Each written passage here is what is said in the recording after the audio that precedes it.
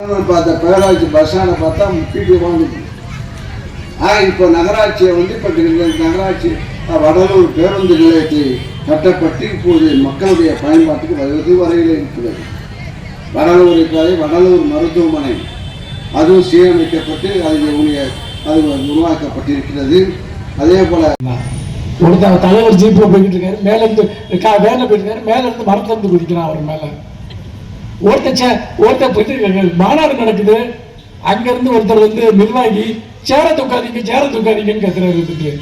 நீங்க கேள்விப்பட்டீங்கன்னா நீங்க எல்லாம் உட்கார்ந்து இருக்கிறீங்க, திடீர்னு ஒரு 50 பேர் எந்திரிச்சு சேர தூக்கிட்டீங்கன்னா எப்படி இருக்கும்? அதான் தமிழ்நாட்டில் நடக்குது. யாரு? நாங்க தான் திமுகவை அழிப்போம், திமுகவை ஒழித்து கட்டுவோம் என்று சொல்லிக்கொண்டு வருகிறவர்களுடைய அரசியல், அவர்கள் உருவாக்கி வைக்கக்கூடிய கூட்டம் எல்லாம் இந்த நிலையில் இருக்கிறது. அதை பற்றி எல்லாம் பேசுவோம். இந்த ஆட்சி யாருடைய ஆட்சி? வடலூர் பேராட்சியை நகராட்சியாக ஆக்கியது வடலூர் நகராட்சி கட்டிட சாதனம் ஒன்று கொடுக்கணுமா? அது பேராட்சி இருந்தது. இப்போ நல்லா பங்களா மாரி கட்டி நகராட்சி அலுவலகம் கட்டப்பட்டு பயன்பாட்டில் இருந்து கொண்டிருக்கிறது.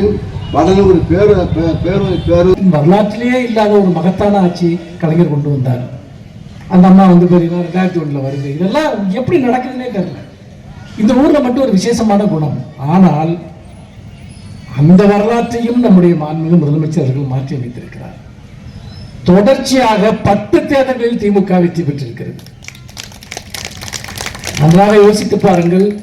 அதாவது 2 நாடாளுமன்ற தேர்தல்கள் இப்படி, அதாவது 10 தோல்வியோடு சேர்ந்து 11 தோல்வி பழனிசாமியாக ஒருவர் மாறிக்கொண்டிருக்கிறார் என்றால் அதனுடைய அர்த்தம் நாம் தொடர் வெற்றிகளை பெறுகிற ஒரு வரலாற்றை இன்றைக்கு மாண்புமிகு முதலமைச்சர் அவர்கள் எழுதி கொண்டிருக்கிறார். முன்னாடி காலத்தில் அப்படி இருந்துச்சு. திமுக 5 வருஷம் நல்லா ஆட்சி பண்ணுவோம், அப்புறம் மக்கள் தோக்கடிச்சுவாங்க. இனிமேல் அப்படி அது நடக்காது. ஏனென்றால் தொடர் வெற்றிகளை திமுகவுக்கு கொடுப்போம் என்பதை நம்முடைய மாண்புமிகு முதலமைச்சர் அவர்களுடைய இந்த தலைமையில் நாம் அதை நிரூபித்து காட்டியிருக்கிறோம். ஆனால் ஏமாற்றுகிறவர்கள் பல புதிதாக வேளாண்மைக்கு வந்திருக்கிறது. 3 லட்சம் ஏக்கர் புதிதாக வேளாண்மைக்கு வந்தால் நம்முடைய உணவு உற்பத்தி எவ்வளவு அதிகரிக்கும், நம்முடைய வேளாண் பொருளுடைய உற்பத்தி எவ்வளவு அதிகரிக்கும், அதில் எவ்வளவு பேருக்கு வேளாண் துறை சார்ந்த வேலை வாய்ப்பு கிடைக்கும் என்பதையும் சேர்த்து நீங்கள் புரிந்து கொள்ள வேண்டும். வெறுமனே ஒரு 2 லட்சம் மின் இணைப்பு என்பது ஏதோ கரண்ட் கொடுத்திருக்காங்கிறது கிடையாது. அது ஒரு தொழிற்சாலைக்கு பல தடவை நடந்திருக்கிறது. கலைஞர் கொடுக்காத நல்லாட்சியா? ஆனால் தேர்தலில் மக்கள் தோக்கடிப்பாங்க. எங்களுக்கு புரியவே புரியாது.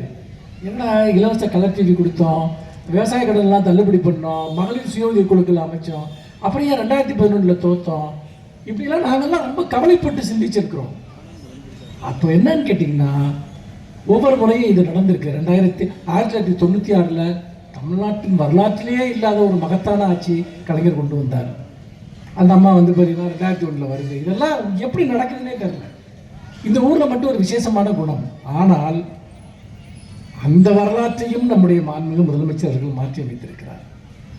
தொடர்ச்சியாக 10 தேர்தல்களில் திமுக வெற்றி பெற்றிருக்கிறது. நன்றாக யோசித்து பாருங்கள். அதாவது 2 நாடாளுமன்ற தேர்தல்கள் இப்படி, அதாவது 10 தோல்வியோடு சேர்ந்து 11 தோல்வி பழனிசாமியாக ஒருவர் மாறிக்கொண்டிருக்கிறார் என்றால் அதனுடைய அர்த்தம் நாம் தொடர் வெற்றிகளை பெறுகிற ஒரு வரலாற்றை இன்றைக்கு மாண்புமிகு முதலமைச்சர் அவர்கள் எழுதி கொண்டிருக்கிறார். முன்னாடி காலத்தில் அப்படி இருந்துச்சு. திமுக 5 வருஷம் நல்லா ஆட்சி பண்ணுவோம், அப்புறம் மக்கள் தோக்கடிச்சுவாங்க. இனிமேல் அப்படி அது நடக்காது. ஏனென்றால் தொடர் வெற்றிகளை திமுகவுக்கு கொடுப்போம் என்பதை நம்முடைய மாண்புமிகு முதலமைச்சர் அவர்களுடைய இந்த